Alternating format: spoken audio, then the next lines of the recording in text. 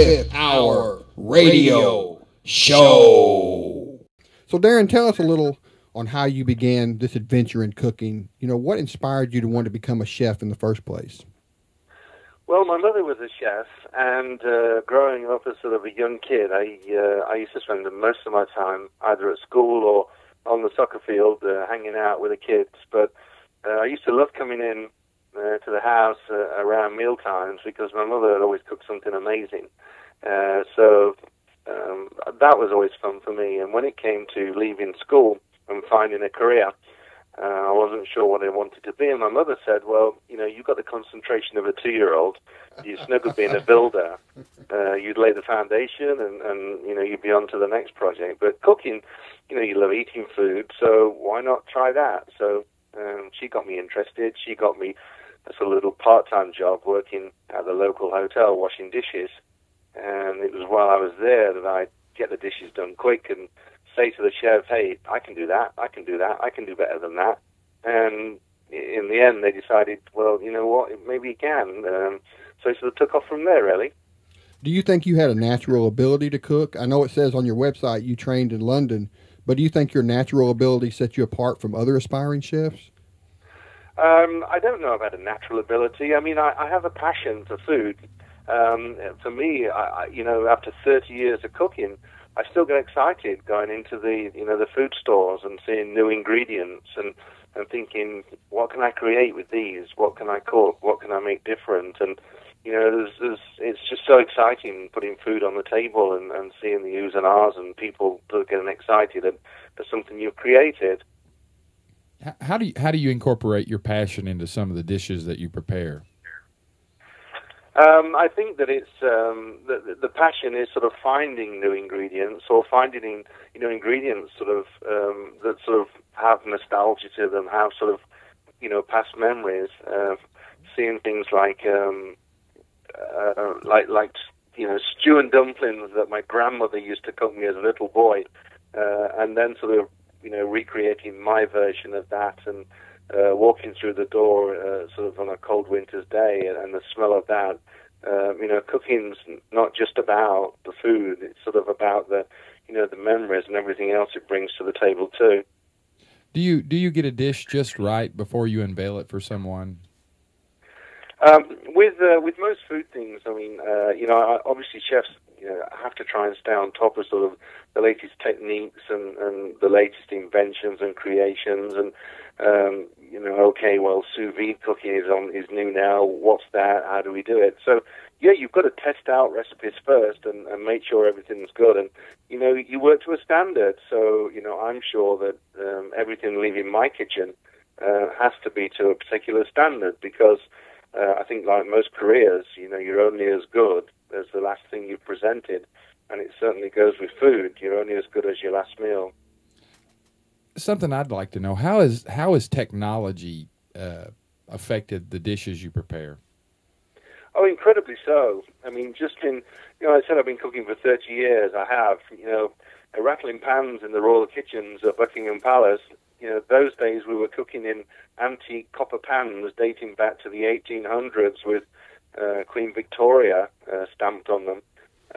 And you know, to sort of come through to today, 30 years later, where we can now sort of put food into a bath of water and just let it sit there and cook for, you know, 72 hours. And, you know, by that, I'm talking sous vide cooking. You know, the technology is just incredible. I mean, 30 years ago, for me starting out cooking, to think that one day I could put some food on to cook in my sous vide machine and then fly off to Los Angeles, tape a TV show, fly back, and then the following day have the most amazing pull-apart lamb shanks you could ever wish for. You know, that's just one example. It really has made a difference. Now, speaking of the royal kitchen, how did you get there? What was the process of getting yourself in Buckingham Palace? Well, after I graduated culinary school in Nottinghamshire, which is sort of middle of the country in the UK, home to Robin Hood, and I graduated as the top student in the whole school. And I now knew that at 18 that I was the best chef in the whole universe, and I knew everything about cooking. And so my mother again stepped in and said, okay, well, you stay at this hotel, and you can be sort of top dog here, or you can go down to London, and so that's where the real food is, and you can work there. So I applied to the top London hotels, got accepted at the Savoy in London, which is one of our top 5 stars. And a huge shock, instead of starting as head chef, like I thought at 18 with that big chip on my shoulder, I actually started as chef number 70 of 70 chefs right at the bottom. Mm-hmm. And it soon made me realize I knew nothing about cooking whatsoever. But as while I was there, I worked my way up to the party system, became Chef-de-partie Saucier. And it was the royal wedding was going on at the time, and it was Charles and Diana were getting married. And we slept the night on the Mall, all my family, just to watch this wedding. And I thought, how cool would it be to work in the kitchens at Buckingham Palace? So I applied, and, just a few weeks later, there I was having an interview. Wow. Do you remember your first day on the job there? How nervous were you? I do. And, yes, I was nervous. But the Queen was actually... I was at Buckingham Palace where I started, and... the Queen and the rest of the royal family were at Balmoral Castle, which is sort of the 50,000-acre castle in the Scottish Highlands. So it wasn't too nerve-wracking. I spent the first day actually peeling carrots for 300 staff meals. So it was almost like working in a hospital or something the first few days. But after 2 weeks, I got told I was going to Balmoral Castle, and then I was really nervous because I knew Princess Diana was going to be there too. Well, who gets to choose the meals you prepare? Was it up to you, or were you told what to cook? At Buckingham Palace, there are 5 staff dining rooms, so those meals are all already planned by the chefs. But for the royals, the chefs would actually suggest dishes to the Queen, and everything would be written in a red leather menu book.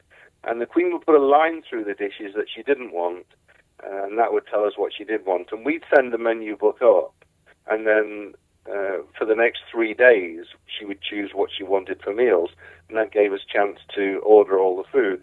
Of course, if there was a huge banquet, if there was a U.S. president going for a banquet at the palace, during my time, I cooked for 5 U.S. presidents, Reagan, Clinton, Ford, and both Bushes.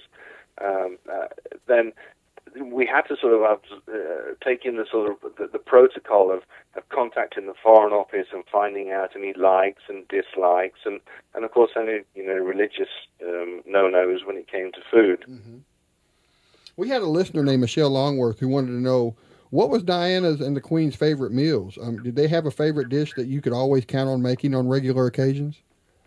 Well, we all have favorites that sort of come and go, and it's like a favorite for a while, and then we change it. But first, the Queen. The Queen is a chocoholic, loves anything chocolate. So anytime we put chocolate on the menu, we knew that the Queen was going to take it and pass that. So there's a dish in my recipe in my book, Eating Royally, called Chocolate Perfection Pie. And I think that was probably one of the Queen's all-time favorite dishes, sort of a layer of sort of meringue and pastry and chocolate and just beautiful chocolate cinnamon flavors and everything. So that was probably one of her favorites. And, of course, meat-wise, there's a dish in there as well called Gaelic steaks, which is sort of a beef tenderloin steaks in a whiskey mushroom cream sauce. So they're probably 2 of her favorite dishes. And then Princess Diana. Now, when I joined Princess Diana, she'd got over the bulimia, the dark years, and she was working out and eating healthy. So one of her favorite appetizer first courses was a dish called a tomato mousse. And I created this dish at Buckingham Palace, and she loved it there. And then I remember when I moved across to Kensington Palace and I was cooking for the princess there, she said, "Darren, you've got to make me the tomato mousse." And I said, "Your Royal Highness, you can't have that because it's got mayonnaise, sour cream, heavy cream in it, and you're eating healthy." She said, "Well, make me a fat-free version." So I did, and I made the both versions. And one day we had Oprah Winfrey come for lunch, and I put it on the menu. And Oprah said, "Diana, how do you stay so slim eating rich food like this?" And the princess said, well, I just eat small portions and work out. When in fact, Princess Diana was on the fat-free version, and Oprah was on the full-fat version. Now, you mentioned cooking for the presidents when they would visit. Did you ever feel any added pressure when you had to prepare meals for leaders of other countries? First time, yes, I did. But, after that, I probably cooked over 100 state banquets for different kings, queens, and presidents. And it became more sort of routine, and the same thing happened every time. At 2 o'clock, you went upstairs, you put the dessert fruit out onto the tables. You knew the dishes, you worked the dishes again and again and again to make sure, every single thing was perfect. But we always did used to make extra of the food, just in case any of the footmen actually dropped any plates or dishes or anything like that. But when it came to actually preparing the food, we always sort of made sure that we knew what we were putting on the menu, and we sort of left the sort of little souffles and things like that to smaller dinner parties. Now, what brought you to the United States? Well, I was chef to the Queen for 11 years at Buckingham Palace, then moved to Princess Diana when her and Prince Charles separated, and spent the next 4 years taking care of her, Prince William, and Prince Harry, right up until the day of the car accident. Well, of course, then I wasn't sure what I wanted to do, and Prince Charles asked me to become his chef. But I'd been to America with the Queen in 91. We came over on the Royal Yacht Britannia, and I thought, I want to come here. And so I applied for a job here and got offered a position in Dallas, and that's been my home now for 16 years. Now, you mentioned your book, Eating Royally. For those that don't already own this book, is this a recipe book pretty much anyone can follow, even if you're not, a royal chef? Yes, it is. And, when I first wrote the book, or when I started writing the book, I had about 300 recipes, and they got foie gras and caviar and everything else in there. And the publisher said, look, for a start, 300 recipes is a telephone book, so we've got to cut 200. And then secondly, no one cooks with caviar and foie gras outside those palaces. So I had to sort of whittle the dishes down so that every recipe you could buy all the ingredients for. They were easy to do and easy to understand.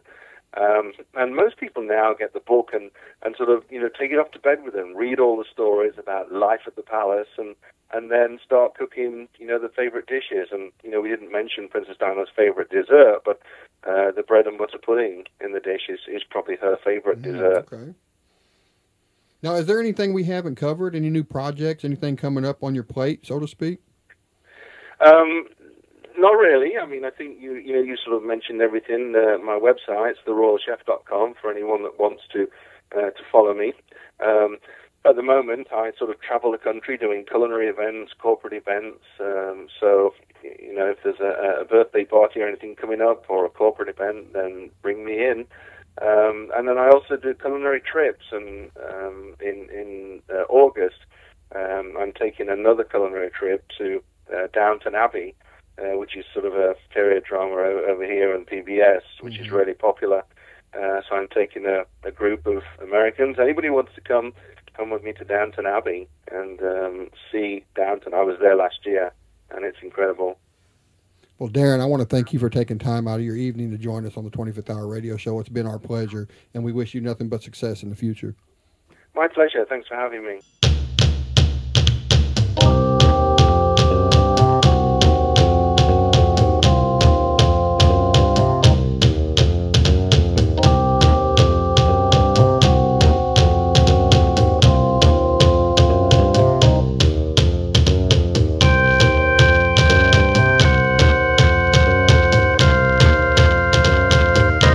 The 25th Hour Radio Show.